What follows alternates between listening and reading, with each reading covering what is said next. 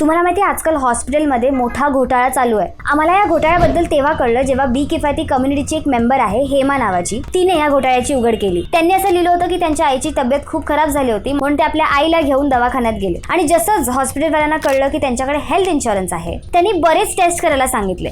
टेस्टचे रिपोर्ट्स बघितल्यानंतर हॉस्पिटलने सांगितलं की तुम्हाला एमर्जन्सीमध्ये सर्जरी करावी लागेल ती अपेंडिक्स काढण्यासाठी. तर हेमा यांना डाऊट झाला आणि त्यांनी आपल्या फॅमिली डॉक्टरला कन्सल्ट केलं आणि जेव्हा फॅमिली डॉक्टरने रिपोर्ट्स बघितले तेव्हा त्यांनी सांगितलं की ही एक फूड पॉइझनिंगची केस आहे. आपल्या इकडचे हॉस्पिटल्स दवाखाने एवढे अनएथिकल आहेत की ते आपल्या प्रॉफिटसाठी असे कोणत्याही पेशंटची कोणतीही सर्जरी करतील. आणि मी ह्या बाबतीत तर शुअर आहे की हॉस्पिटलने सर्जरी ह्याचमुळे रेकमेंड केली असणार आहे कारण हेमा यांच्या आईंकडे हेल्थ इन्शुरन्स पॉलिसी आहे. इनफॅक्ट भारतातली सर्वात मोठी इन्शुरन्स कंपनी ह्यांनी पण आपल्या वेबसाईटवर काही लिहिलंय.